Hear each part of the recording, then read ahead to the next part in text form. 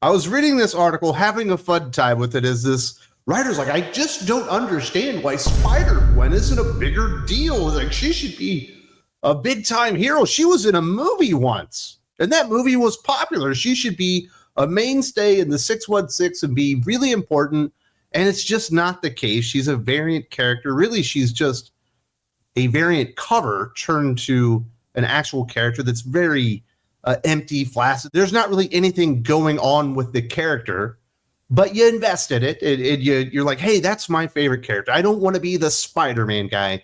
I don't want to be the Captain America guy. I don't want to be the Batman guy. I want a character that's a little bit more off the beaten path, and I can empathize with the writer of the article, despite laughing at it and thinking it's kind of funny, ever believing that a character like Spider-Gwen could be a big deal or get over. Like, almost guaranteed never to happen. But I am a Hawkman fan. You know, I remember they were like, he's going to be in Legends of Tomorrow. I was like, oh, man, maybe if Hawkman is in Legends of Tomorrow and it's a big deal in the CW, maybe they'll take the character a little bit more seriously. Maybe he'll get spotlighted more. Died in the first fucking episode. I was like, oh, that's just what it's like to be a Hawkman fan. And now it's Hawk Girl or Hawk Woman is the focal point. And for some reason, DC has decided there's more money to be made in Hawk Girl or Hawk Woman than there is in Hawkman, which I firmly disagree with. But I have come to the realization that every 5 years I might get a Hawkman miniseries, and I have to hope that it's good and you enjoy it. And sometimes you get lucky with the Robert Venditti little run there. You get lucky with the Jeff Johns run. But for the most part, they're not really going to focus on the character. You're going to be screwed over. Although I will firmly admit, Hawkman, created by Gardner Fox, absolute fucking legend. Spider-Gwen, variant cover character, I think created by Robbie Rodriguez, Butthole Boy. Do you remember Butthole Boy? The guy that was sending literal pictures of his asshole to people he didn't like on social media. That's where Spider-Gwen Gwen Stacy comes from. But I thought the article was funny. And we'll talk about what a nothing burger Spider-Gwen really is. And it's clear that this author is coming to that realization as well. Ever since Marvel's Spider-Verse exploded in popularity, it's safe to say that there's been one clear spider hero par excellence, Gwen Stacy, or how she's more colloquially known, Spider-Gwen. The character has proven to be so popular that Marvel has moved her into mainstream continuity as Spider-Gwen, the Ghost Spider, no longer having her adventures take place in her home universe. So popular, she got a series that nobody even realizes is going on right now. I don't think Marvel Comics ever intended Spider-Gwen, the Ghost Spider, to be a popular series. They just did it to put something on the shelf. You know, maybe there'll be some good covers or something by some, you know, artists of interest, and that's basically what the series is. But the idea that Spider-Gwen, the Ghost Spider, whatever you want to call her, she's got so many stupid names, none of them ever stick, is the breakout hero of the Spider-Verse movies is pretty fucking ridiculous. I would say that's Miles Morales, the actual hero of the show. You know, the main star of the actual movies. Obviously, she's a co-star, and she's a big part in that, but Peter Parker's also a co-star, and I would say that even Peter B. Parker is a more important character or variation of a character going on in Spider-Verse than Spider-Gwen. And I do admit that I freely admit that I do like that version of Spider-Gwen. I think they got a really good voice actress. I think it's Haley Steinfeld. She isn't quite as annoying as she's been in comic books, but guess what? They're doing more comic books, and she's just as annoying in those books as she has been in the past, and they're not really learning the lessons from Across the Spider-Verse, Beyond the Spider-Verse, Into the Spider-Verse, whatever those Spider-Verse movies are. But the idea that she's the breakout character and she should be a big deal in Marvel Comics because there's a movie that 5-year-olds like doesn't really equate, considering the vast majority of the buying audience in actual comic book shops are dudes in their 30s to 50s. Not exactly a one-for-one transfer there. So pinning your luck on a character breaking out of an animated movie with an audience that doesn't really transfer over probably was just a recipe for disappointment on the part of the author in this case.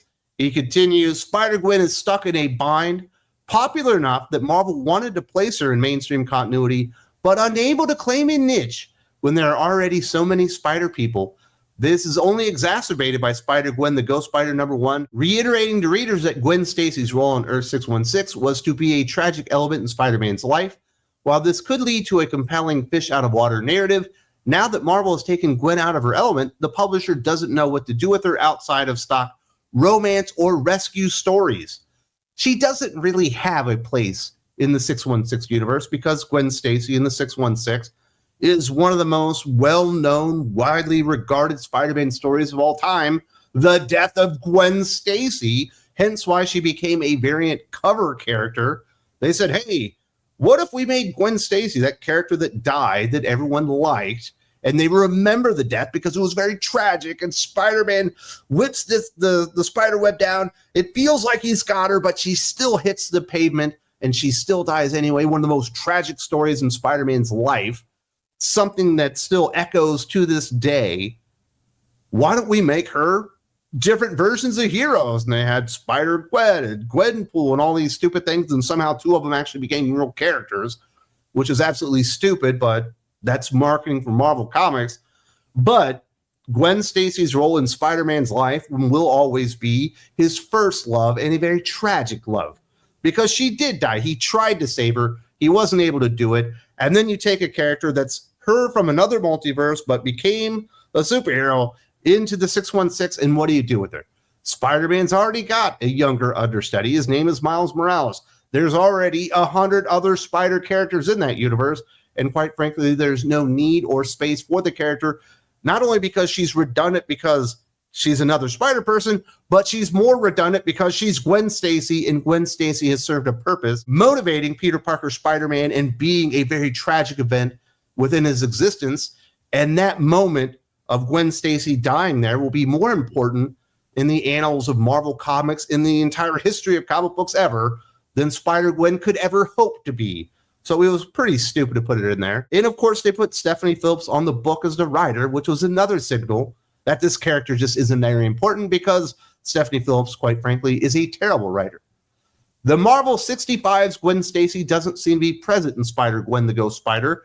9 issues in, and the bulk of the stories deal with Gwen either feeling guilty, afraid, or needing to be rescued in some fashion. Earth 616 is flooded with spider people. With so many heroes, it's already difficult for Gwen to stand out without her own title downplaying her capabilities.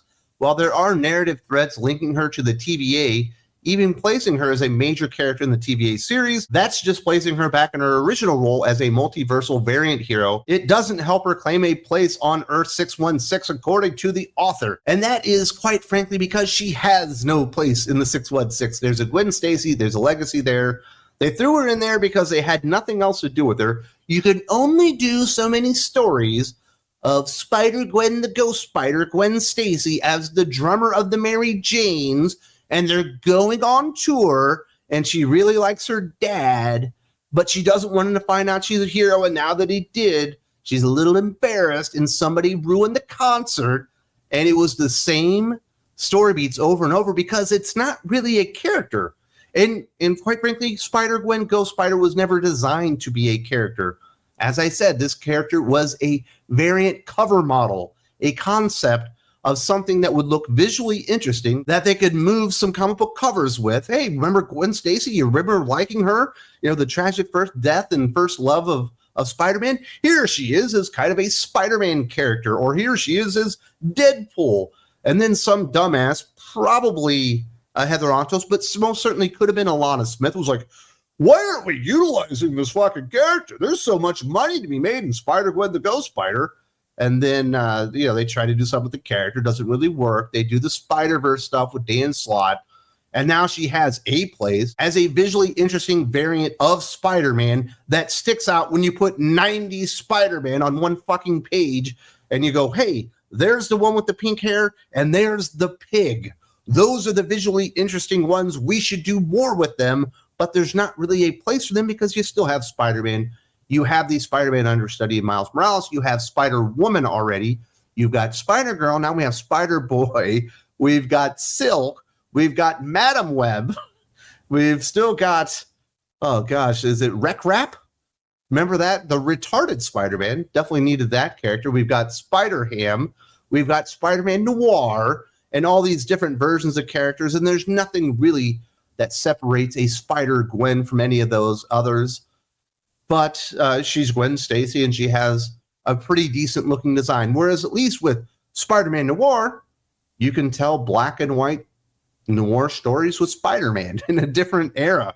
So at least there's some functionality with that character. Or with Spider-Ham, you can go, well, we want to do an all-ages Spider-Man comic book. Perhaps we throw old Spidey-Ham in there, and the kids will get a kick out of it because he's a pig that wants to be a Spider-Man. And I believe it was also a joke in a Simpsons movie, so maybe it plays on older people like myself. But there is no role in the 616 and her being part of the TVA, and the TVA like hiding her, I guess, in our 616 universe. And now she's basically the star of the TVA series. Did you realize that comic book was coming out? I know you didn't realize Spider-Gwen the Ghost Spider was coming out, but did you realize the TVA series had started already?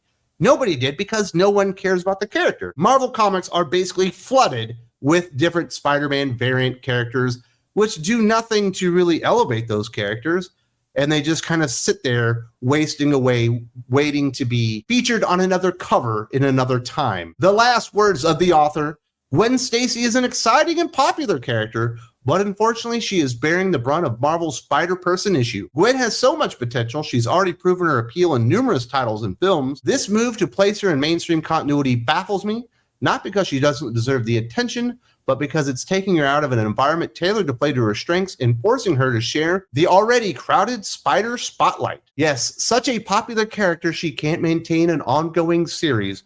Such a popular character that we're probably on the 5th or 6th different reboot of the character, but also not important as Captain Marvel, who we're on the 13th or 14th reboot of, because Marvel don't even think the character really has that much appeal. Yes, she was in a movie. Yes, that movie was popular. It was starring Miles Morales. It had Peter Parker as the number 2, and she was certainly the number 3 in there, and a standout character at that. You did get a good voice actress and all that stuff, but there really isn't anything to the character.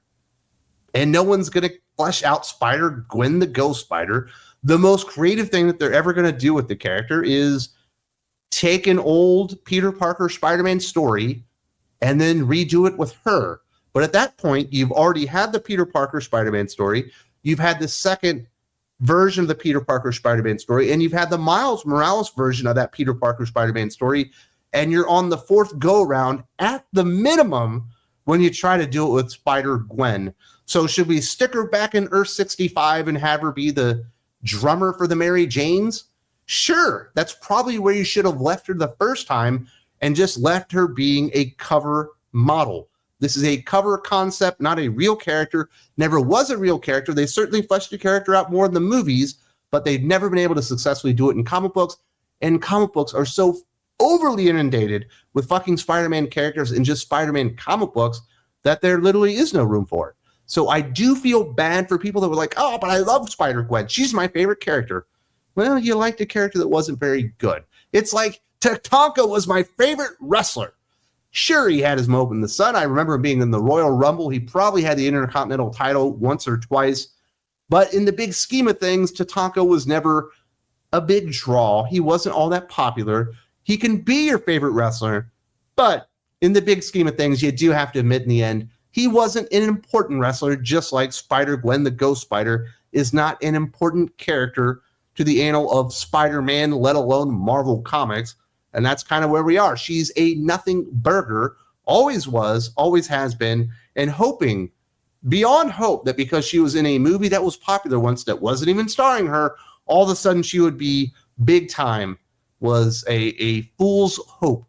And that's all that it was. And Spider-Gwen the Ghost Spider suffers from the same thing that a lot of other characters out there, like a Tim Drake, or maybe a Jace Fox, or maybe a Jackson Hyde, or maybe a Miles Morales, or maybe a Falcon Cap suffer from, where they're second to the mantle. They're always thought of as second or third best. But in the case of Gwen Stacy, the Ghost Spider, she's actually like 52nd to the mantle, and is certainly thought of as even less than that. And that's all that she's ever going to be. So there you go, celebrating Spider-Gwen the Ghost Spider, The character that was never going to be important continues to not be important. There is a Stephanie Phillips comic book out there if you would like to see the character. I do not personally recommend it. It reads like crap. It doesn't look all that much better.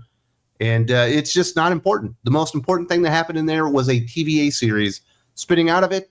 And you didn't even realize that was coming out now. That's how unimportant that particular comic book is. If you like what we're doing here on Thinking Critical YouTube, shining a light on comic books, you know, what's working, what's not working, a little bit of honesty, a little bit of levity here and there, trying to have some fun with this kind of stuff, but always putting the customer first. And you would like to support us, the best place to do that is Thinking Critical Patreon. There's a link in the video description. Lots of extra bonus podcasts, videos, polls, all those types of things. Hope to see you there really, really soon. And if Spider-Gwen's your favorite character, I'm sorry. She sucks.